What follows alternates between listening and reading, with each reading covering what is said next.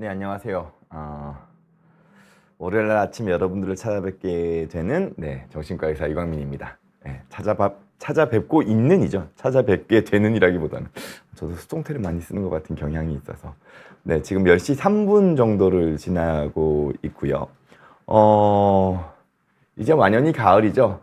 이제는 짧은 팔을 입기 조금 서늘할 정도로 날씨가 많이 어떻게 보면은 가을 날씨가 된 것 같습니다. 아마 조만간 바로 겨울로 바뀌겠죠. 올 겨울 특히나 또 춥다고 하니까 여름에는 이제 더위에 시달렸다면 이제 겨울이 되면은 이 추운 날씨에 이 극심한 어떻게 보면은 날씨의 변동을 겪고 있는 현대 사회가 아닌가 싶습니다. 이거 비 온 뒤 올 때마다 느끼는 건데 이게 화질이 너무 좋아서 카메라 화질이 점점 더 좋아지고 있어요. 그래서 정말 얼굴에 분칠이라도 하고 와야 되나 약간 이런 부담이 될 정도로 비 온 뒤에 뭐랄까 스튜디오 시스템은 날이 갈수록 좋아지고 있는 것 같습니다. 다른 선생님들 이거 부담돼가지고 어떻게 하시나 몰라요. 그래도 인사 좀 나누면서 시작할까요? 헤이헤이님께서 선생님 반갑습당 이렇게 인사해 주셨고, 압도 적겁이다님께서는 안녕하세요 이렇게 안녕하세요 인사해 주셨고, 봄날님께서도 인사해 주셨네요. 그리고 왜 배만 나와님께서도 인사해 주셨고, 행복한 인생님께서도 인사해 주시면서 선생님 너무 멋있으세요 해주셨는데 아유 감사합니다. 감사합니다.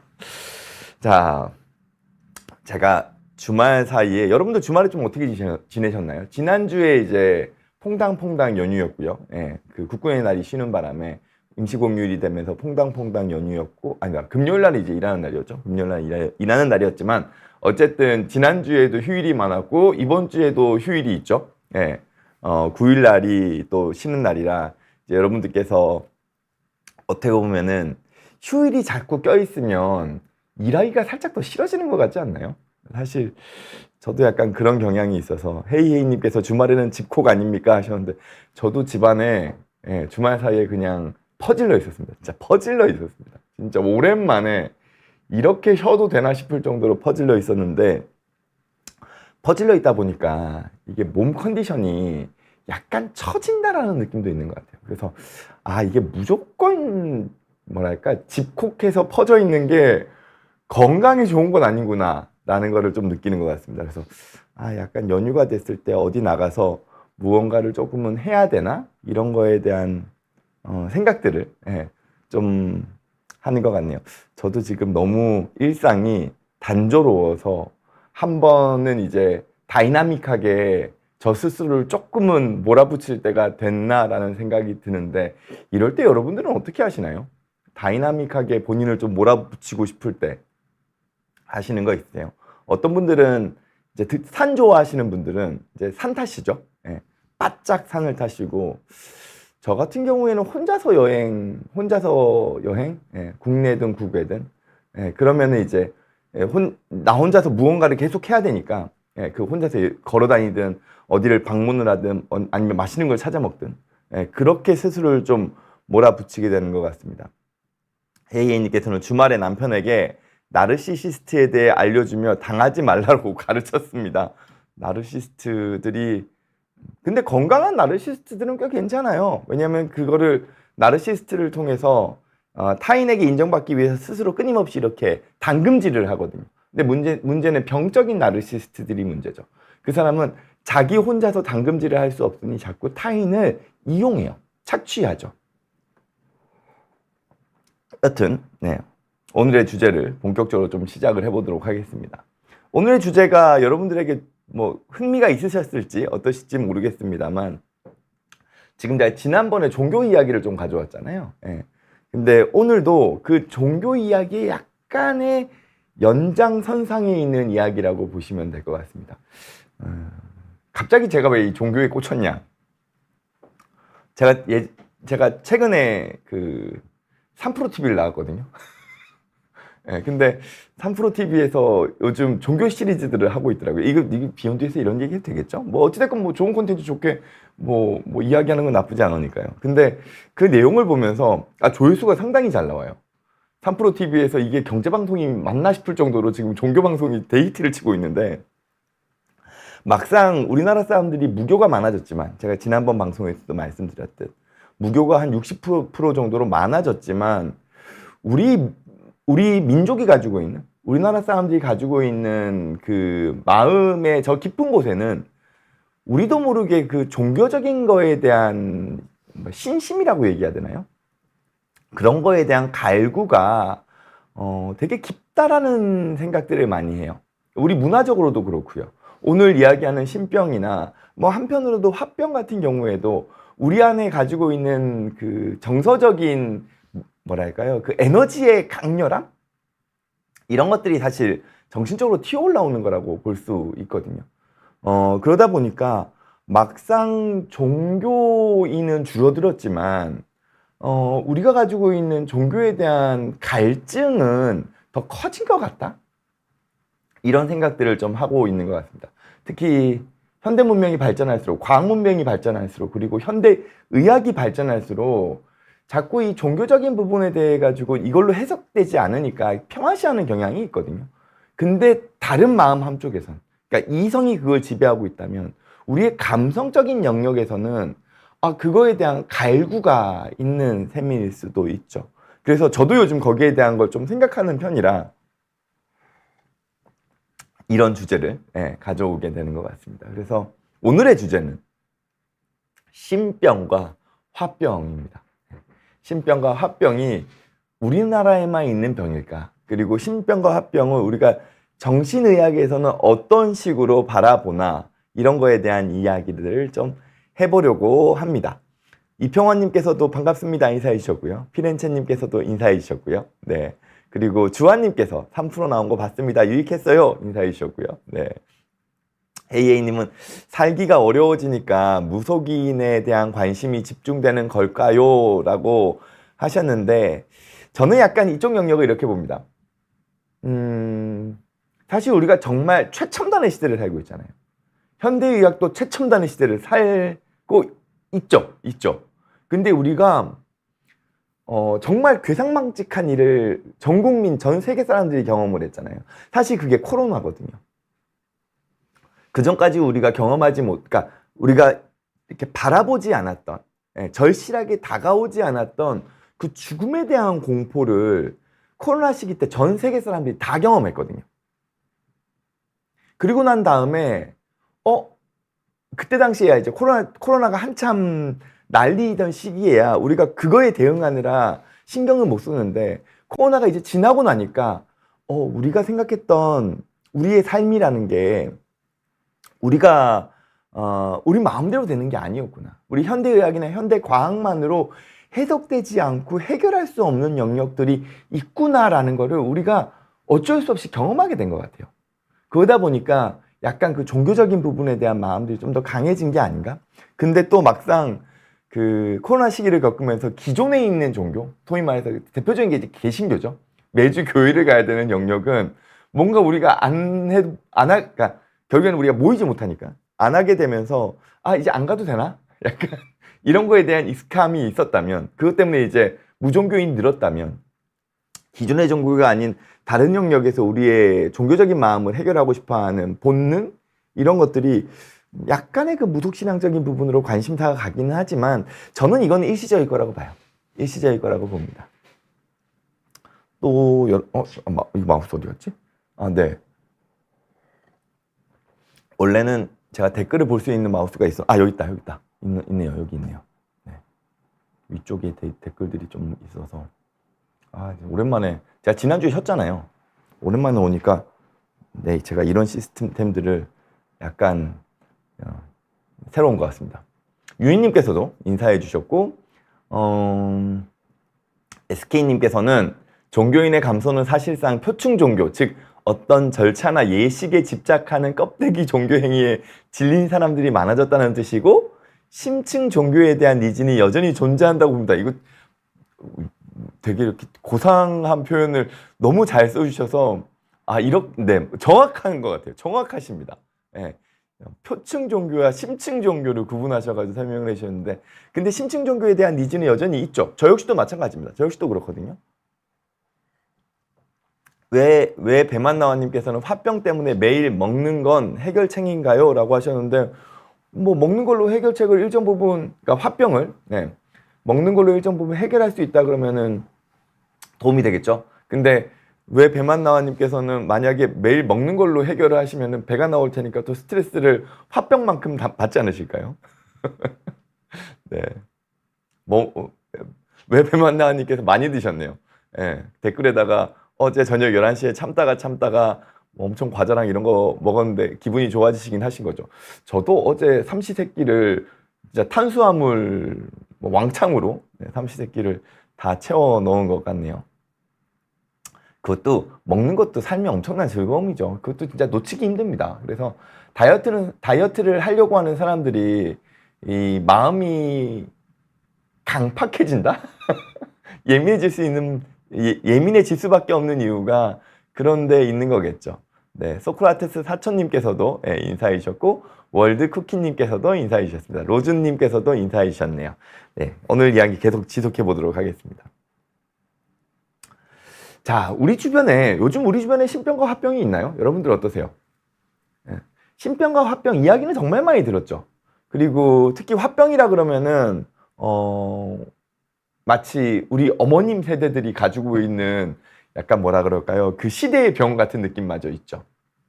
실제로 신병과 화병은 정신과, 그러니까 외국에 있는, 미국에 있는 미국 DSM이나 혹은 WHO에서 가지고 있는 진단체계 안에도 신병과 화병이라는 그 명칭을 우리나라 말로, 우리말로 신병, 화병을 이제 영어 철자만 바꿔가지고는 실제로 등재가 되어 있죠. 그거에 대한 진단 체계가 어디에 묶여 있는지는 제가 좀 이따가 말씀을 드릴 텐데, 여러분들은 주변에 신병과 화병을 경험하시나요?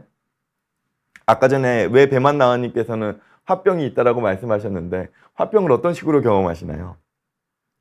일단 화병이 우리한테는 좀 더 흔하겠죠. 신병보다는 화병은 누구나 다 경험할 수 있는 영역이고, 신병은 약간 그 독특한 종교적인 그 감수성 같은 게 있어야지 경험할 수 있는 영역이라고 생각이 들잖아요. 우리가 소위 화병이라 그러면은 마음 안에 약간 한이 서려 있을 때 그 한을 신체적으로 이렇게 경험하게 되는 영역을 우리가 화병이다라고 얘기 많이 하죠. 제일 흔한 게 이제 고부간의 갈등에서 며느리들이 주로 많이 가지죠. 뭐 남편이든 시어머니든 시댁이든 거기에 약간 그 억울한 마음이 마음 안에 이렇게 잠겨 있다가 그게 어느 순간 몸이 아픈 쪽으로 나타납니다. 머리가 편두통이 있기도 하고, 경우에 따라서는 막 가슴이 막 미칠 듯이 뜨거워가지고는 이 마음 안에 있는 그 응어리를 고통으로 느끼는 거죠. 그리고 이런 화병이 때로는 공황 증상처럼 나타나는 경우도 흔하게 있습니다. 뭐 가슴이 터질 것 같다거나 막 숨이 갑갑하다거나, 어떤 경우에는 마비 증상으로 나타나기도 하죠. 갑자기 말이 안 나온다거나, 뭐 오른쪽 팔이 움직이지가 않는다거나, 졸도를 하기도 하고요. 그래서 이런 화병이 있는 경우에는, 순수하게 신체 증상만 있는 경우에는 우리가 화병이라고 얘기하지 않죠. 화병 때문에 내과든 신경과든 뭐 신경외과든 여러 병원들을 전전하면서 검사를 했는데 아무런 이상 소견이 없어요. 그럴 때 혹시 마음의 병이 아닌가라고 얘기를 하면서 정신과를 권하기도 하죠. 그렇게 화병이랑 기본적으로 신체적인 이유로 확인할 수 없는 신체적인 증상들이 있을 때 우리가 화병이라고 얘기를 많이 하는 것 같고, 그 화병의 기저에는 내가 무언가에 대한 억울함이 있어야 되는 것 같아요. 그걸 우리가 마음 안에 화가 정서적으로 해결되지 않으니 그거를 신체적인 증상으로 옮겨간다 해서 화병이라고 얘기를 하고요. 뭐 우리나라 전래동화에서 화병 중에서 대표적인 경우는 뭐 이런 거겠죠. 임금님 기는 당나귀. 제가 비온 뒤에서도 몇 번 말씀을 드리긴 했습니다만, 뭐 임금님한테 임금님 기는 당나귀라는 걸 봤는데 내가 이거를 이야기하면은 우리 집안이 큰일 나게 되는 상황이 생겼죠. 그럼 내 마음 안에는 응어리가 생기죠. 나 이거 말하고 싶은데 말 못하는 응어리가 생기죠. 그래서 실제로 전래동화에서도 몸에 병이 들었다고 얘기하잖아요. 그리고 그 마음 안에 응어리를 시원하게 털어냈을 때 그 대나무 숲에 가서 임금님 기는 당나귀라고 시원하게 외쳤을 때 내 몸에 있는 병까지 예, 깨끗하게 낫는다라고 이야기를 하거든요. 결국에 이 화병은 우리 마음 안에 담겨져 있는 어떤 응어리, 예, 화, 억울함 이런 것들에 대한 반영이라고 볼 수 있을 거고요. 반대로 신병은 여러분들 경험해 보신 적 있으세요? 주변에 혹시? 예, 신병도 마찬가지로 대부분 신체 증상으로 많이 나타납니다. 계속 몸이 아파요. 예, 그리고 그 몸이 아픈 게 화병도 힘들지만 이 신병도 만만찮게 힘든 것 같아요. 근데 도저히 뭐 이게 어디를 가도 해결이 안 되는 거죠. 그리고 이 신병은 화병보다는 좀 더 심한 게 이 신병을 앓다가 죽을 것 같죠. 대부분 그 죽음에 대한 공포감을 느끼시는 것 같아요. 그러니까 무당이라도 찾아가는 거 아니겠어요? 네. 그리고 대부분 이거 너가 신 내림 안 받아서 그래. 너가 신을 거부해서 생기는 병이야 라고 얘기를 듣고 근데 그러면은 내가 이거를 견딜만 하면 견디시겠죠. 근데 도저히 견딜 수 없으니 그럼 내가 신내림을 받아야 되나 보다 라고 생각하고 신내림을 받죠. 그리고 난 다음에 그 신병이 뭐 일정 시간이 지난 다음에 좋아지는 거죠. 그리고 내가 그때 그렇게 아팠던 건 신병이었구나. 그러니까 내가 신내림을 거부해서 생긴 병이었구나. 그리고 신내림을 받아들이고 나니까 내가 좋아졌구나 라고 생각하는 게 이제 우리가 통상적으로 얘기를 듣는 혹은 경험하게 되는 신병이 아닌가 싶기는 합니다. 근데 이 신병이 뭐 여러분들 어떤지 모르겠지만 저는 나이가 들어서 생기는 경우는 그렇게 많이 못 본 것 같아요. 대부분 젊은 시기. 10대 때가 제일 흔한 것 같고 10대, 20대가 제일 흔하고 늦어도 한 30대. 늦어도 30대까지인 것 같고 40대가 넘어서 신병 생기는 경우는 좀 드물지 않나. 좀 드물지 않나 싶고 오히려 화병은 반대죠. 화병은 나이가 좀 들어서 생기죠. 10대, 20대 때 화병이 있다 그러면은 이 애어른인가 얘는? 약간 이럴 것 같고 대부분은 30대, 40대, 50대에서도 생기는 것 같고요. 요즘 같은 경우에는 이제 나이대가 더 많아지니까 평균 연령이 높아지니까 고부간의 갈등도 50대에 경험하는 경우 많거든요. 그럼 50대에 경험할 수 있겠죠. 그런 식으로 비슷하게 신체적인 증상이지만 비슷하게 신체적인 질병이지만 우리가 정서적인 부분을 신체적으로 경험하는 영역이긴 하지만 나이대를 굳이 따진다 그러면 화병은 좀 더 위쪽, 신병은 좀 더 젊은 쪽 이럴 것 같습니다. 제가 경험한 신병은 이런 거예요. 조금 다릅니다만 제가 고등학교 시절에 제가 왜 정신과 의사가 됐냐라고 했을 때 제가 경험했던 이 신병을 제가 처음으로 정신과에 대한 그 뭐랄까요 호기심을 가지게 된 영역이라고 생각을 했거든요. 제가 고등학교 때 뭐 제가 얘기한 적도 있지만 뭐 저는 기독교 베이스를 가지고 있습니다. 그래서 제가 고등학교 때 교회를 진짜 열심히 다녔는데 거의 뭐 집 학교 교회 집 학교 교회인 식으로 고등학교 때는 교회에만 있었거든요. 근데 이제 교회 고등부에서 이제 여름이나 겨울 방학이 되면은 이 수련회를 가죠. 근데 제가 아마 고등학교 1학년 때 수련회였던 것 같은데 수련회를 가서 소위 말해서 귀신 들린 친구를 그러니까 제 친구가 귀신이 들리는 경험을 옆에서 간접 경험을 해요. 이런 거죠. 수련회를 가서 그러면 이제 무슨 집회 같은 것들을 합니다. 그러니까 저녁 시간이 되고 어두워지면 이제 소위 말해서 예배라는 형식으로 집회를 인도하는데 이 목사님 지금 되돌아보면 그래요. 그때 당시에 이제 그 집회를 하는 목사님들의 어떤 방식이 정신적으로 보면 그렇습니다. 사람의 최면 감수성을 높이는 식으로 인도를 합니다. 그러니까 음악을 이렇게 깐 상태로 뭐 주로 이제 기독교 음악이죠. 그리고 조명을 되게 어둡게 한 상태에서 과몰입을 시켜요. 그 어떤 말씀이든 찬양이든 이쪽에다가 과몰입을 시킵니다. 그리고 뭐 예를 들어서 그런 거죠. 그 주여 3창 시키는 경우. 그러면은 우리로 하여금 호흡도 가쁘게끔 만들죠. 그러면은 우리의 어떤 신체적인 상태가 정신적인 상태가 약간 그 최면 감수성이 높아지는 상황으로 바뀌어요. 그렇게 해서 어떤 종교적인 체험을 유도하는 거라고도 볼 수 있는데 그 과정에서 저랑 같은 수련회에서 같은 방을 쓰는 이 동갑내기 친구가 귀신이 들린 거예요.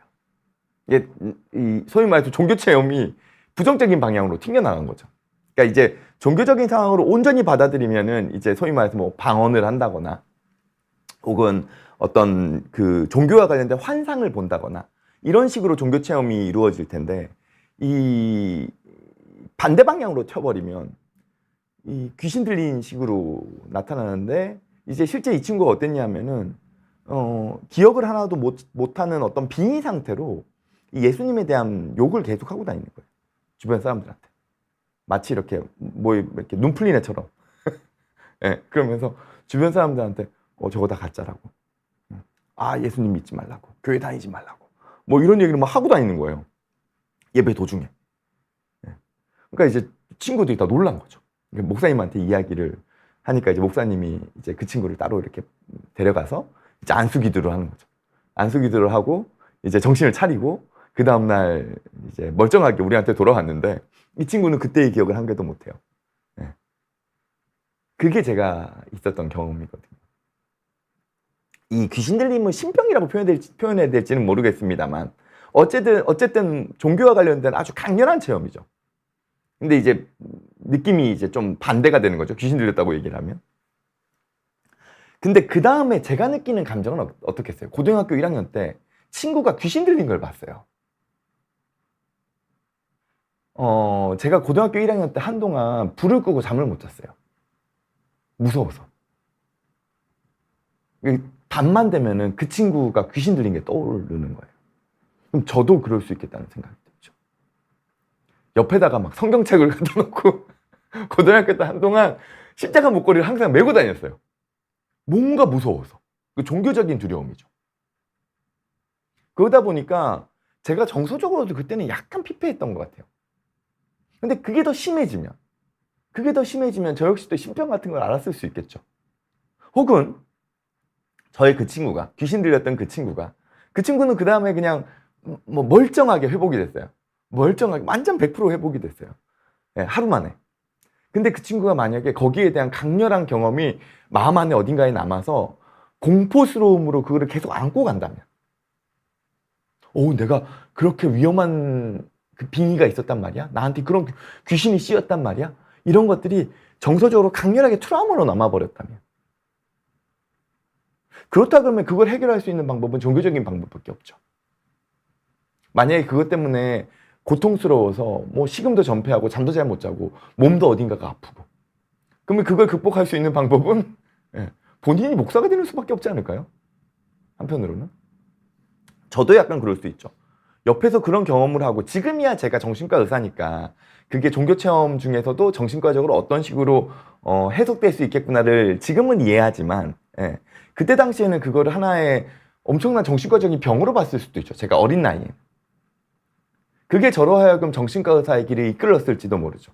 저로 하여금 그런 두려움을 극복하기 위한 방법으로. 그게 한편으로는 제가 경험했던 하나의 신병이 아닌가 싶습니다. 뭐 댓글에서 되게 무섭다고 이야기를 하시는데, 무섭다고 얘기하시는, 옛날에 그래서 제가 대학교 시절에 친구들끼리 모여가지고 그런 거 있잖아요. 밤새도록 술 마시거나 이러면은 무서운 이야기 하나씩 해보라 그러잖아요. 그때 했던 이야기가 항상 저는 이런 거였습니다. 왜 제가 경험했으니까. 실제 무섭잖아요. 근데 이 신병과 화병을 현대 정신의학은 어떻게 바라볼까요? 물론 화병 같은 경우에는 뭐 신체화 장애, 뭐 이런 식으로 지금은 많이 바라볼 겁니다. 근데 신병을 어떻게 해석할까? 제가 아까 전에 말씀드렸던 그런 귀신 들림 같은 거, 그리고 뭔가 신내림을 받지 않으면 낫지 않는 우리 몸의 병, 그 정도 수준의 병. 그리고 신내림을 받을 때 보면 완전 뭐랄까요, 이 현대의학으로는 도저히 이렇게 좀 이해하기 힘든 영역으로 뭔가 이렇게 초월감 같은 것들을 느끼죠. 그리고 주변 사람들 역시도 그거를 같이 느끼게 되고요. 실제로 그 무당이 되는 과정들을 보면은 그 몰입감, 그 신적인 영역들, 종교적인 그 과체험, 그런 것들이 말도 못 하거든요. 마치 환상이나 환청이나 강렬한 뭐에 대한 빙의, 막 조산신이 씌이기도 하고 그걸로 막 이렇게 본인도 모르게 막 그 누군가의 이야기, 돌아가신 조상님의 이야기를 막 하기도 하고. 그래서 예전에는 이제 그런 경우를 이제 조현병 혹은 조울증, 양성장애죠. 그걸로 바라보기도 했었죠. 실제로 제가 그 정신과 의사가 된 이유의 하나로, 정신과 의사가 된 이유의 하나로 그 예전에 있었던 신내리, 약간 그 귀신 들린 친구에 대한 이야기를 하면, 예. 주변에 있는 정신과 선배들은 그거 단기 정신병적 장애야. 예. 이건 약간 조현병의 또 다른 버전이거든요. 조현병의 어떤 뭐 일시적으로 조현병의 증상을 경험하는 걸 이제 단기 정신병적 장애라고 얘기하고, 이건 대부분 100% 좋아져요. 예. 그래서 단기 정신병적 장애구나 그 친구가, 이렇게 얘기하는데 사실 그것도 틀렸죠. 사실 그것도 틀렸어요. 예. 그때 당시에 선배님들이 잘못 이야기한 거죠. 혹은 제가 충분히 설명을 못해서 그분들이 다르게 해석했을 수는 있겠지만, 어찌 됐건 간에 지금은 신병이나 화병을 조현병이나 양성장애로만 바라보지는 않습니다. 예. 물론 조현병이나 양성장애가 있으신 분들이 가끔 잘못된 그 뭐랄까요, 종교인들을 만나서, 예, 잘못된 종교인들을 만나서 신병이다라고 이야기를 듣고, 예, 되게 힘든 과정을 겪으신 다음에 결국에는 병원에 입원하시는 경우들이 예전에는 자주 있었고 요즘은 아마 가끔 있을 겁니다. 여전히. 그래서 이거는 그 신병을 바라보시는 그 종교인들 영역에서도 오진하시는 경우죠. 실제로 조현병과 양성장애는 신병이랑 다릅니다. 예. 왜냐하면 기본적으로 조현병과 양성장애는 우리의 일상생활이나 사회생활이나 대인관계에 저명한 어려움을 동반하죠. 예. 심각한 어려움을 동반합니다. 그렇기 때문에 그 영역이 어떤 신내림을 받는다 그래가지고 호전될 정도의 영역이 아니에요. 예. 그래서 이거는 별도의 치료가, 그러니까 정신의학적인 치료가 필요한 영역인 거죠. 그러면 지금은 어떻게 이 신병과 화병을 바라보냐?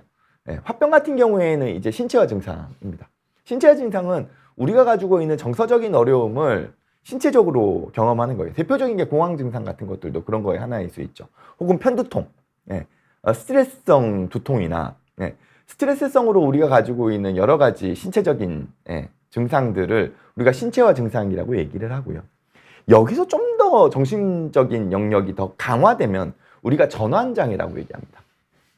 이거는 신체화 증상보다는 증상의 정도가 좀 더 심해요. 그냥 두통이나 뭐 가슴 두근거림, 뭐 뻐근함, 이게 아니고요. 예, 전환장애는 마비 증상이 흔합니다. 갑자기 눈이 안 보인다거나, 갑자기 말을 못 한다거나, 갑자기 팔다리를 못 움직인다거나, 갑자기 졸도를 한다거나. 근데 말을 못해서 이제 이게 뇌졸중인가? 뇌경색인가? 해서 이제 응급실을 가서 MRI를 찍어보면 다 정상이에요. 그리고 전환장애의 특징은 막상 이 전환 증상을 경험하는 분들은 심각하게 생각 안 합니다. 주변에 있는 사람들은 다 심각해서 정말 큰 병인가? 어떡하나? 난리가 났는데 막상 당사자는 그냥 덤덤해요. 그런가? 말을 못 하는데 갑자기 어버버버 해요. 갑자기 말을 못 한다고 생각을 해봐요. 그러면은 제일 당황해야 되는 사람은 누구예요? 나 자신이잖아요. 근데 막상 이분들은, 예, 본인의 그 정서적인 억울함에 대한 표출이기 때문에, 막상 본인들은 그렇게 심각하지 않아요. 예. 그리고 이게 좀 더 심각하게 종교적인 영역으로 넘어가게 되면 이제 우리가 해리 증상이라고 얘기하죠. 이건 좀 더 빙의에 가깝습니다. 빙의에 가까운 게 어떤 말이나 행동을 하고 난 다음에 기억을 한 개도 못해요. 예. 혹은 우리가 해리성 인격 장애 같은 경우에는 해리성 정체감 장애라고도 표현하는데 다중인격이죠. 내 안에서 인격이 여러 개가 있어서 걔가 막 왔다 갔다 거려요. 예. 혹은 혼재돼서 나타나기도 하고요. 혹은 다른 인격이 일시적으로 나타나서 빙의죠. 예. 그래서 막 뭔가 이렇게 다른 사람인 것처럼 막 말을 하고 난 다음에 정신을 차려 보니까 기억을 못해요. 귀신 들림 같은 것들이죠. 혹은 무당이 이제 무언가가 조상신이 빙의해가지고 막 돌아가신 할아버지가 이야기하시는 것처럼 막 얘기를 하는 거예요. 혹은 자기 안에 모신 신이 갑자기 이렇게 빙의가 돼가지고는 막 신점을 하는 거죠. 네. 그런 것 같은 거를 지금은 해리 증상이라고 표현을 합니다. 그래서 우리가 지금은 이런 신병이나 화병을 조현병이나 양성장애처럼 아주 중증 정신질환으로 바라보지는 않아요. 네. 물론 오진되는 경우는 있습니다만 기본적으로 오진이 아닌 영역에서 이 종교인들이 제대로 바라보고 있는 그 신병이나 화병이나 이쪽 영역은 이러한 어떤 신체화 증상, 전환 증상, 해리 증상, 어떤 중증 정신질환의 영역보다는 우리가 가지고 있는 정서적인 큰 에너지가 정신적으로 혹은 신체적으로 표출되는 거라고 바라보는 거죠. 그럼 병인가? 하면 그렇지는 않습니다. 지금은 이 신병과 화병을 정신의학에서는 뭔가 딱 규명된 병이라고 얘기하지는 않고요. 실제로 아까 전에 그 외국 진료 체계에도 정신의학 진료 체계에도 신병과 화병이 그냥 신병이라는 이름으로 화병이라는 이름으로 영어 스펠링으로 해가지고는 등재되어 있다고 얘기를 했잖아요. 그거는 문화증후군이라는 큰 카테고리 안에 포함되어 있습니다. 그리고 뭐 당연히 이거는 우리나라 신병 화병만 있는 게 아니고 전 세계적으로 가지고 있는 이러한 고유한 어떤 뭐랄까요 그 해리 증상이든 전환 증상이든 이런 영역들을 그 문화권의 이름으로 등재가 돼 있죠. 그리고 당연히 이러한 영역은 뭐 미국이든 유럽이든 기존의 서양의학 안에서도 존재합니다. 왜냐하면 뭐 그 종교 체험이라는 게 우리만 있는 게 아니잖아요. 물론 이 종교 체험이라는 영역이 미국 영역은 좀 덜한 것 같은데 유럽 영역은 좀 더 중세 카톨릭의 영향이 있어서 그런지 그 소위 말해서 그 엑소시즘 관련된 거죠. 그런 거 등등으로 유럽 쪽의 영역에서는 좀 더 남아 있는 것 같아요. 그리고 제가 예전에 칼 융에 대한 일대기, 정신분석가 칼 융의 일대기에 대한 거를 이야기할 때도 한번 말씀드린 바는 있었는데 이제 저쪽 이태리 중심이 아니라 북유럽 쪽으로 넘어가면 스위스 쪽의 예전에 그 카톨릭의 영역에는 꽤나 우리 시대에서 생각할 때는 약간 무당과 유사한 상당히 샤머니즘적인 영역들이 많이 담겨져 있었습니다. 그때 당시에는 목사님도 그러한 어떤 영적 체험 이런 것들을 되게 우리가 지금 생각할 때는 지금의 현대 기독교에서는 조금 뭐라 그럴까 이단이라고 볼 수도 있을 정도로 그러한 영적인 영역의 체험이나 영적인 영역의 해석을 많이 뭐랄까 일반화돼 있었다라고 하죠. 그래서 칼 융도 어린 시절 목사의 아들이기 때문에 그러한 어떤 종교적인 체험을 어릴 적부터 흔하게 경험했었다고 합니다. 그런 면에서는 저 역시도 마찬가지예요. 저 역시도 이제 저희도 이제 목사 집안이기 때문에 제가 어릴 적에 저희 할머니를 통해서 들었던 여러 가지 이야기들은 그런 종교적인 체험들에 대한 이야기들이 되게 많았었어요. 지금 그런 영역들은 다 문화증후군 안에 들어가 있겠죠. 그리고 꼭 우리나라에만 이러한 체험들은 있지 않다는 거죠. 전 세계적으로 공이 가질 수 있다는 영역이라고 볼 수 있을 것 같습니다. 그럼 치료는 하느냐? 안 하죠. 네. 이러한 신병이나 화병 때문에 뭐 본인이 어떤 어려움을 겪고 있다면 그런다 그러면은 혹은 이 신병이나 화병이 일정 부분 우울증에 동반해서 같이 나타나는 경우들이 있을 수 있습니다. 혹은 불안장애에 연결돼서 같이 나타나는 경우들도 있을 수 있고요. 엄연히 별개죠. 그러면 이제 우리가 우울증이나 불안장애나 이런 영역들은 치료를 하겠죠. 하지만 신병 자체를 뭐 치료를 한다거나 그러지는 않습니다. 화병이 이제 신체화 장애의 영역으로 바라보고 그리고 그게 일정 부분은 우리 마음의 억울함 때문에 발현되는 거기 때문에 이것도 일정 부분 뭐 우울증이나 혹은 PTSD적인 영역으로도 바라볼 수는 있거든요. 그것 때문에 일상생활에 지장이 있다면 이제 그런 영역들을 보면서 이제 치료를 하긴 하겠지만 순수하게 어떤 종교적인 체험이나 어떤 신병을 정신과적으로 어떤 치료의 대상으로 바라보지는 않습니다. 본인이 거기에 대해서 정서적인 부분이나 일상생활에 지장이 없다면 근데 일상생활에 지장이 있는 상황에서 그런 부분들을 좀 같이 치료하고자 한다면 그렇다 그러면은 정신의학적으로도 치료를 할 수 있겠죠. 그래서 약간의 그 경계에 있는 영역이라고 보시면 될 것 같아요. 그러니까 증후군이라는 게 그렇거든요. 뭐뭐 장애는 이건 병이에요. 그러니까 치료해야죠.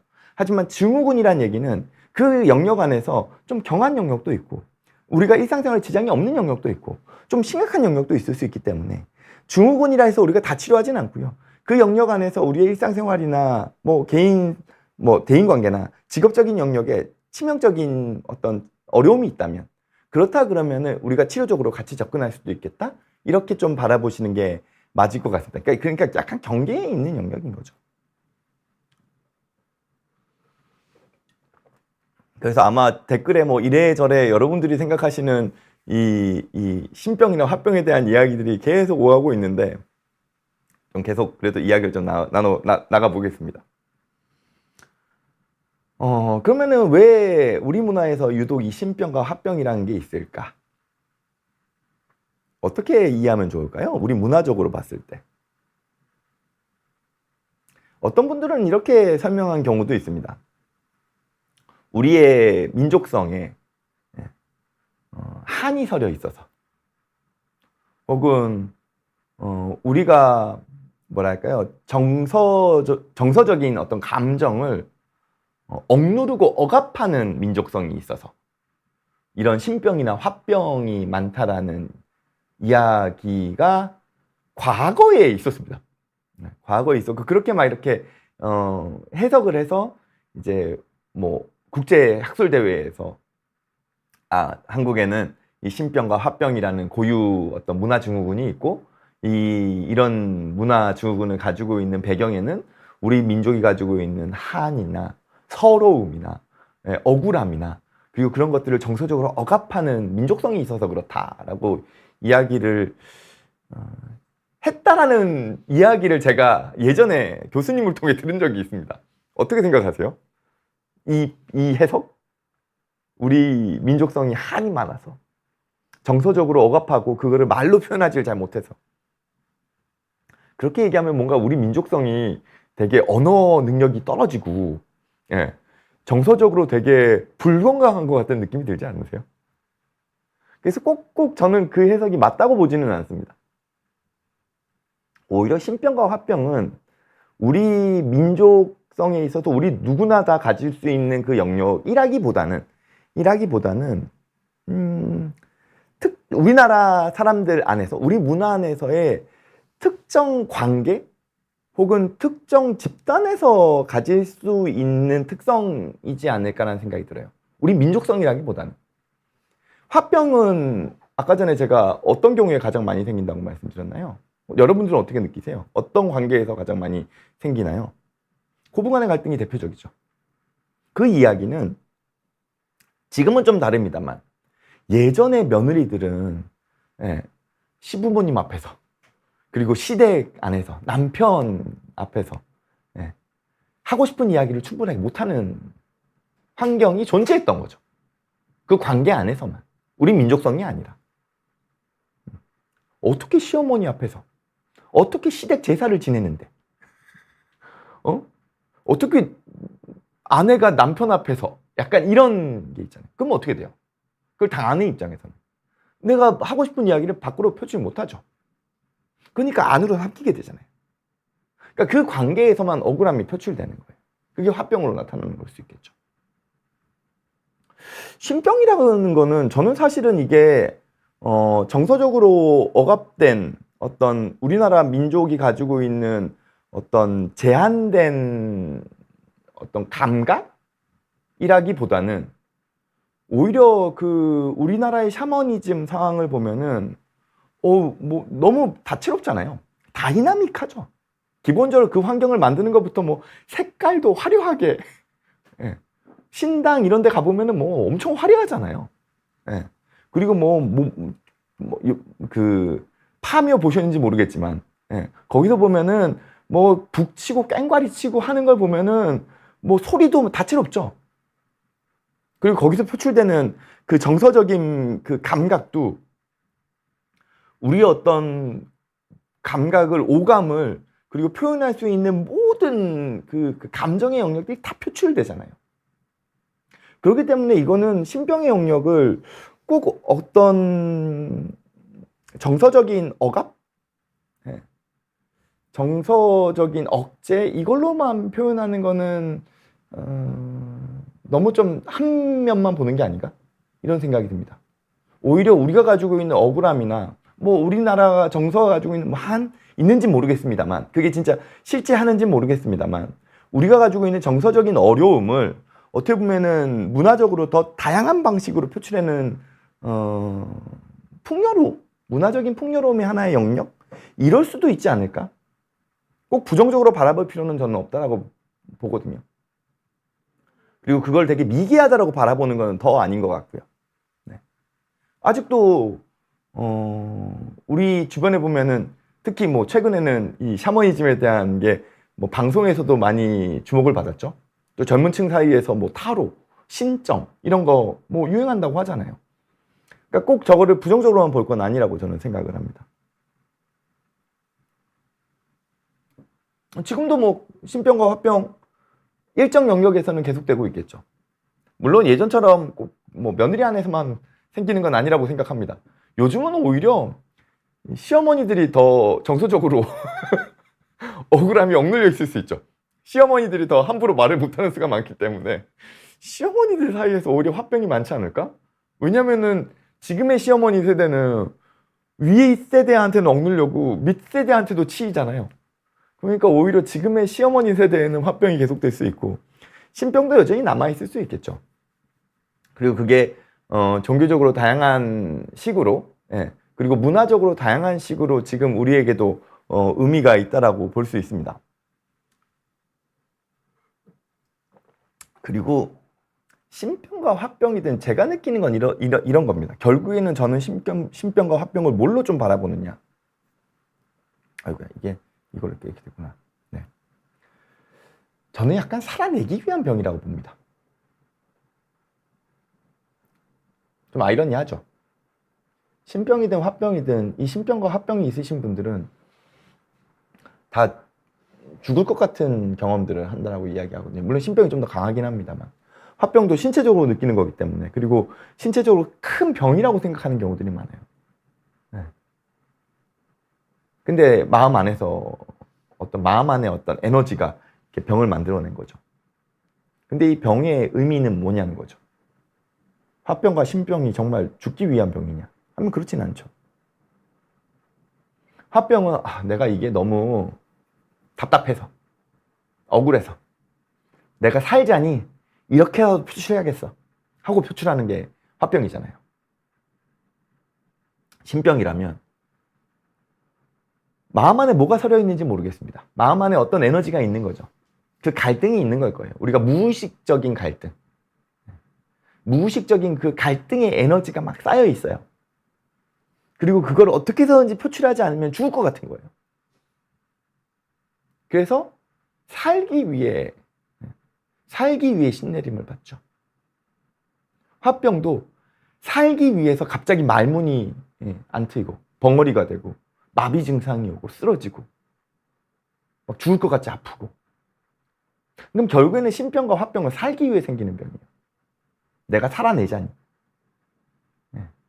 내 마음 안에 어떤 그 에너지를 가지고 살아내자니 이렇게 병으로라도 표출하지 않으면 내가 죽을 것 같은 거예요. 그러니까 올라오는 거죠.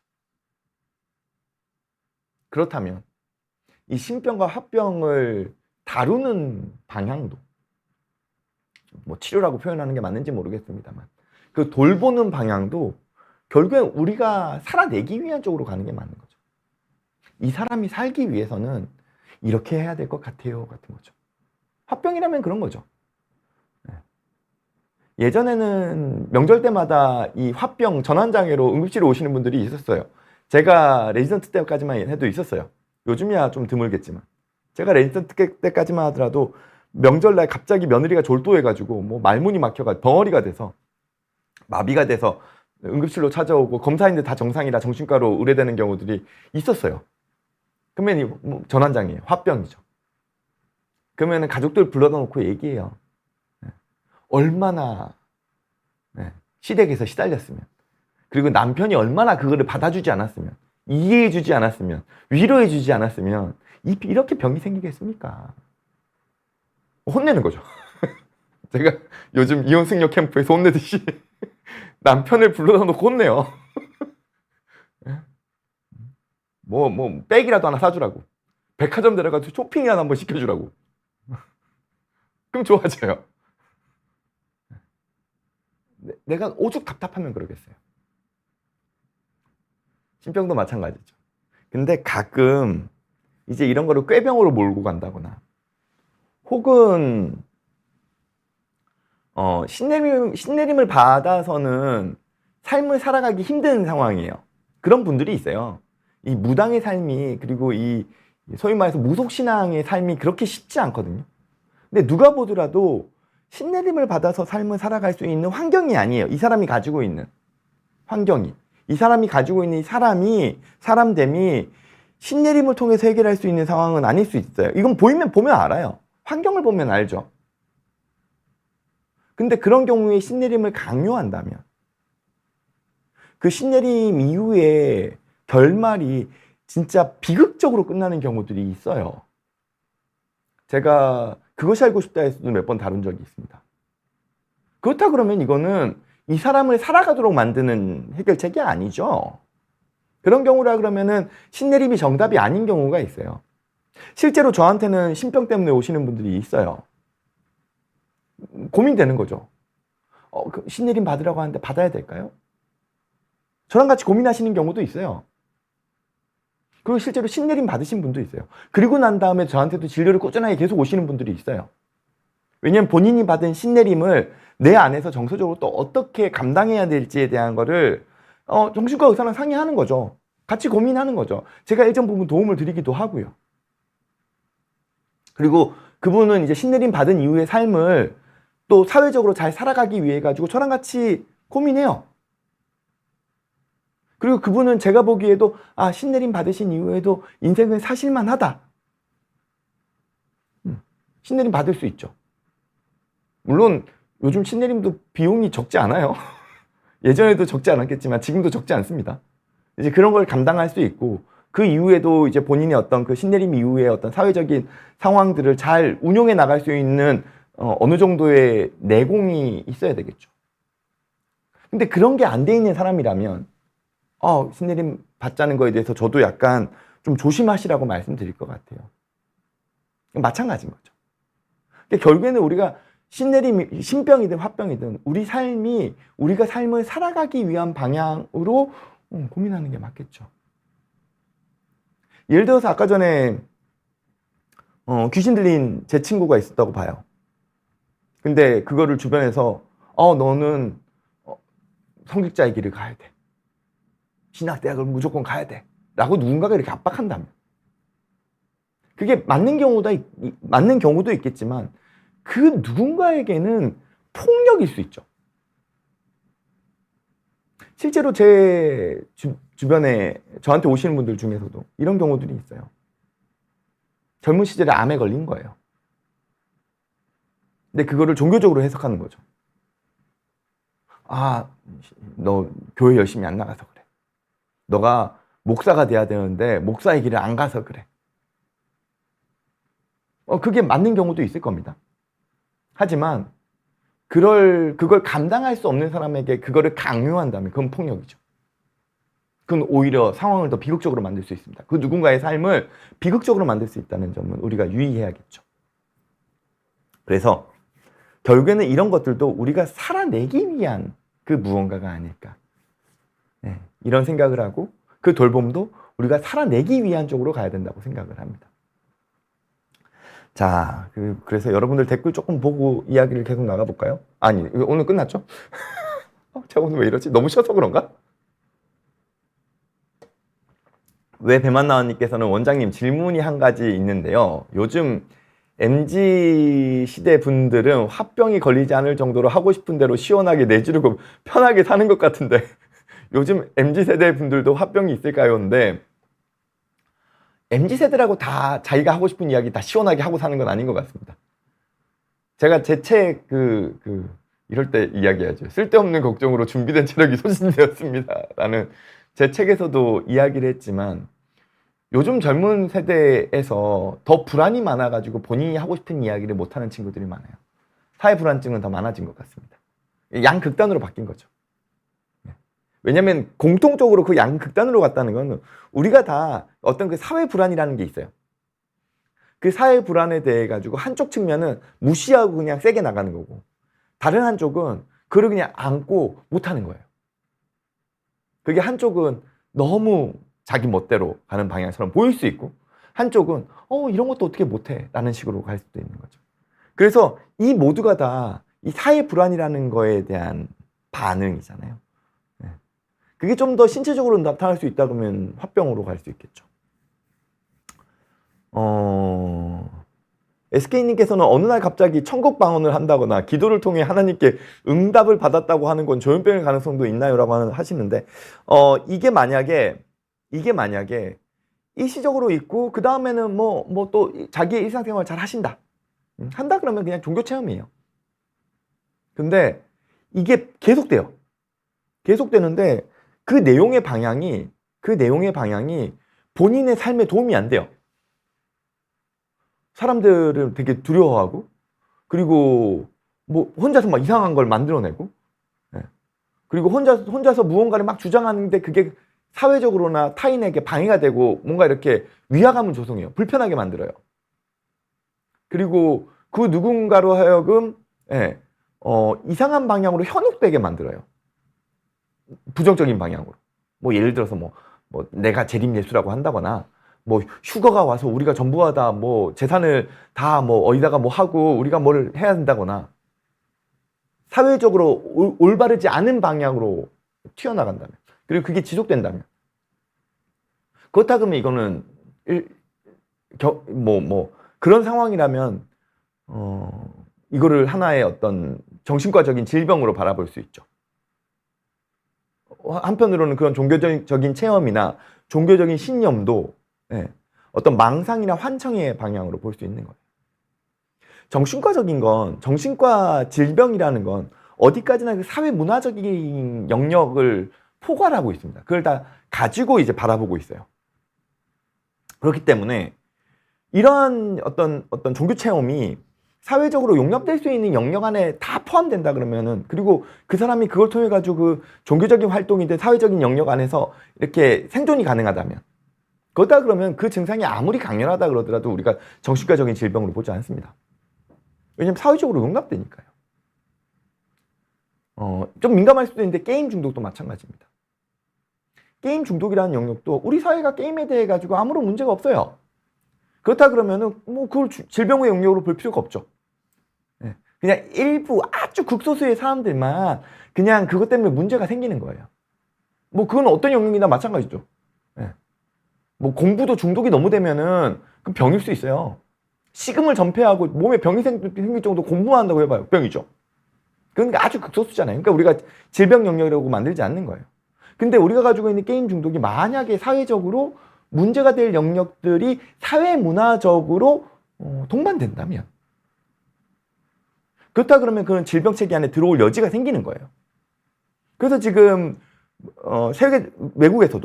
외국에서도 게임 중독과 관련된 부분이 질병 안에 포함된 이유는 WHO 안에서도 게임이라는 영역이 일정 부분 청소년의 정신 건강에 있어서 위의할 수 있는 여지가 있다라는 게 사회 문화적으로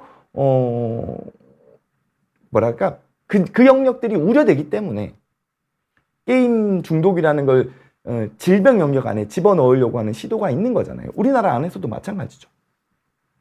그러면 반대로 이렇죠. 우리나라 안에서 게임 중독이라는 걸 질병 영역으로 집어넣지 않기 위해서는 우리나라의 사회 문화적으로 게임으로 인한 문제나 위해성이 떨어져야 돼요. 그럼 뭐라 그러겠어요? 근데 만약에 우리나라의 게임 산업들에서 게임을 중독적인 영역들을 포함시켜가지고 개발을 하고 있다면, 어떤 의미인지 아시겠어요? 현질을 유도하는 거죠. 청소년들을 통해서 현질을 유도하거나 심지어 예전에 무슨 성인 게임, 그러니까 얘기 안 하겠습니다. 뭐 되게 유명한 게임 하나 있잖아요. 그 성인들도 막 빠져들어가지고는 뭐 아이템 하나가 뭐 몇천만 원, 몇 억 뭐 이렇게 하고 그랬잖아요. 그런 것들이 유도하는 게임들이 있다 그러면 이건 사회문화적으로 과연 게임의 질병화에 있어가지고 게임 산업이 질병화를 막는데 긍정적인 역할을 한다고 볼 수 있을까요? 그러면 그 자정작용도 같이 필요하겠죠.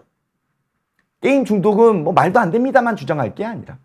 이제 갑자기 또 흥분하려고 그러네. 제가 왜 흥분하는지 아시겠죠? 네. 그렇습니다. 그리고 네, 하여튼 얘기를 하다 보니까 또 시간이 길어져 버렸네요. 근데 그래서 그렇습니다. 그래서 정신과 질병이라는 게 참 어려운 측면이 있는 거예요. 네. 그래서 그거를 사회문화적으로나 의학적으로나 다양한 시각을 반영해서 바라보려고 하는 노력이 반드시 필요하고 또 실제로 그러고 있죠. 그리고 정신과 의사들 역시도 어떤 질병을 바라보는 데 있어서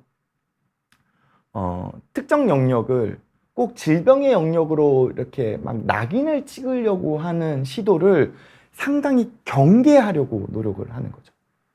특히 조현병이나 양성장애나 중증 정신질환에 있어서 특히나 더 그런 거죠. 그리고 그런 노력들을 그 어떤 사회적인 직군보다 정신과 의사들이 열심히 하려고 노력하고 있죠. 저 역시도 마찬가지고요. 네. 그래서 정신과 의사를 물론 사회적으로 좀 문제가 되는 정신과 의사도 물론 있을 수 있겠습니다만, 그래도 정신과 의사 집단 전체를 정신병을 통해 가지고 어떤 2차적인 이득을 취득하려고 하는 이익 집단으로만 바라보지는 않으셨으면 좋겠다는 생각은 합니다. 그리고 열심히 진료 영역에서 혹은 사회적인 영역에서 우리 사회가 좀 더 건강한 방향으로 갈 수 있도록 노력하고 있는 정말 많은 정신과 선생님들이 계시고, 그리고 그 영역 안에서도 정말 열띤 토론들을 하고 있습니다. 그래서 그런 부분들도 같이 좀 봐주셨으면 하는 생각들도 하고 혜희님께서는 축구협회 쪽에서도 화병이 있을까요? 궁금합니다인데 뭐 축구협회 관계자분들도 화병이 지금 있으실 거고 축구협회를 바라보고 있는 축구 팬분들도 화병이 생기실만 하죠. 화병이 생기실만 합니다. 화병이 생기실만 하죠. 그래서 뭐 또 여러 가지 아마 댓글창에 이야기들이 있을 것 같습니다. 제가 제 이야기들을 하면서 또 막상 여러분들 이야기들을 많이 또 담아내지 못한 것 같아서 제가 끝나고 나면 항상 아쉽습니다만 제가 그래도 항상 끝나고 나면은 댓글 다 확인하고 갑니다. 실시간 댓글 항상 확인하고 또 이제 나중에 영상으로 올라가고 나면 거기에 답변 달아주시는 것도 제가 다 확인하거든요. 네. 그리고 이걸 그냥 부탁 말씀 한 개만 좀 드린다면 사실 제가 비욘디 방송을 하면서 제가 뒤로 돈 받는 거 이런 거 1도 없습니다. 1도 없습니다. 그냥 순수하게 여러분들하고 소통하고 이야기 나누고 또 저 나름대로는 또 정신의학과 관련된 건강한 이야기들을 또 좀 나누기 위해서 그리고 물론 제가 100% 건강하다고 할 수는 없죠. 저한테 부족한 부분은 많을 겁니다. 항상 지적해 주시면 그런 거 반영해서 저도 좀 더 좋은 방향으로 저 나은 모습으로 성장하려고 애쓰고 있습니다. 근데 그냥 제가 지금 개인 유튜브 하나 하고 있잖아요. 근데 제가 개인 자랑하는 걸 너무 이렇게 좀 조심해서 그래요. 맑은 눈의 광민이라고 개인 유튜브를 하고 있는데 또 막상 그쪽에서는 또 반응이 좀 였다 보니 막상 그거를 제작해 주시는 분들 입장에서는 막상 다른 데 가서는 조회수 빵빵 터트리고 막상 네 밥그릇 못 챙기고 있는 거다라고 또 지적을 좀 해주셔서 또 그러면 또 이제 제가 또 활동하는 데 있어가지고 항상 또 부담이 생기잖아요. 그래서 혹시라도 저라는 정신과 의사로서의 저라는 그 이광민이라는 사람에 대한 응원과 호기심이 있으시다면 맑은 눈의 광민이라는 제 개인 유튜브도 좀 사랑해 주시고 응원해 주시면 또 그걸 또 계속 이어나가고 제가 비욘디 활동을 하는 데 있어서도 또 도움이 될 거라는 생각을 하면서 제가 정말 못하지만 제 자랑이나 제 홍보 조금 하고 오늘 마무리하도록 하겠습니다. 1시간 조금 넘는 시간인데 함께 해주셔서 감사드리고 저는 또 다음 주에 또 우리가 또 누구나 다 경험할 수 있는 정신의학적인 주제를 가지고 또 찾아오도록 하겠습니다. 정신과 의사 이광민이었습니다. 감사합니다.